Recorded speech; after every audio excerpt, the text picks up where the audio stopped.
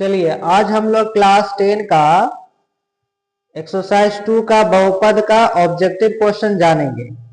इसको जानने से पहले आपको एक चीज ध्यान देना है कि एक हम लोग द्विघात बहुपद जिसको हम लोग क्वाड्रेटिक कहते हैं, द्विघात बहुपद निकालने के लिए रूल होता है। क्या द्विघात बहुपद निकालने के लिए रूल होता है? एक्स का square minus alpha plus beta x plus alpha into beta, ये होता है फॉर्मूला। ये जो आप देखते हैं अल्फा प्लस बीटा, ये मेरा योग कहलाता है और ये जो अल्फा इंटू बीटा होता है वो मेरा होता है गुणनफल।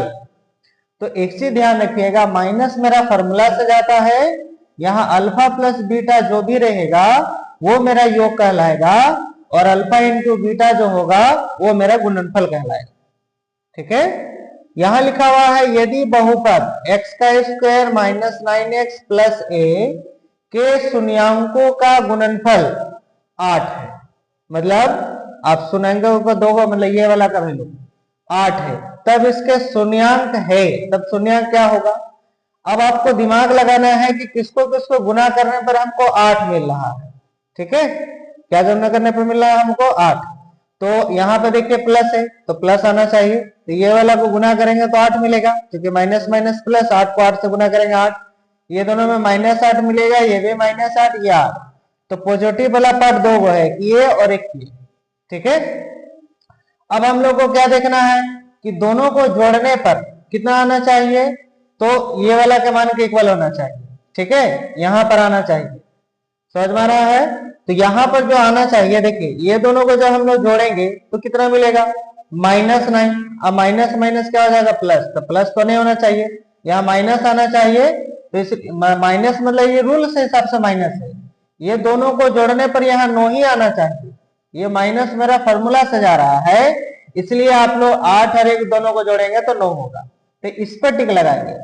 सीधा सीधी एक चीज याद रखेंगे कि जब यहाँ पर आपको माइनस रहेगा तो आपको जोड़ने पर प्लस आना चाहिए, और अगर प्लस रहेगा तो जोड़ने पर माइनस आना चाहिए। ठीक है, आगे आप लोग को देखिए यहां दिया हुआ है ग्राफ में, इसमें बताया है कि px के शून्यांक बताइए।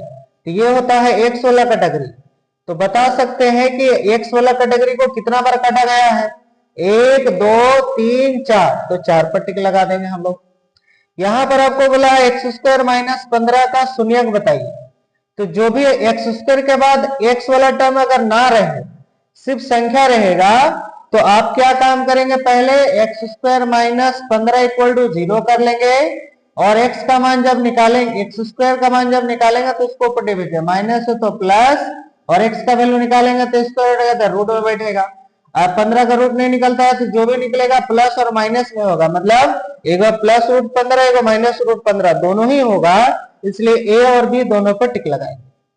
ठीक है, यहां देखिए यदि शून्यांकों का योग मतलब हो गया अल्फा प्लस बीटा का मान ये है, और गुणनफल कितना है? -2, तो द्विघात बहुपद बताइए।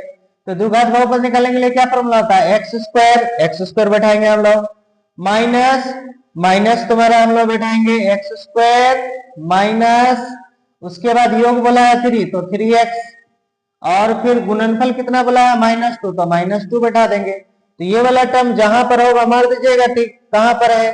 तो देखिए सी नंबर पे है, सी नंबर पर टिक मारे। यहां बोला है द्विघात बहुपद, ये दिया हुआ है कि शून्यांकों का योग है। योग कितना है? तो योग मतलब होता है ये वाला कैटेगरी, यहाँ पर जो रहता है उसको योग कहते हैं। तो माइनस तो रूल के हिसाब से ये है, योग के जगह पर कितना है? 7, तो 7 लिखेंगे आप लोग, -7 पर टिक नहीं लगाएंगे। अभी बताइए अगर माइनस रहा तो प्लस, प्लस रहा तो माइनस आना चाहिए। यहां पर आपसे 6 में पूछा है कि बहुपद ये जो दिया हुआ है का शून्यक बताइए।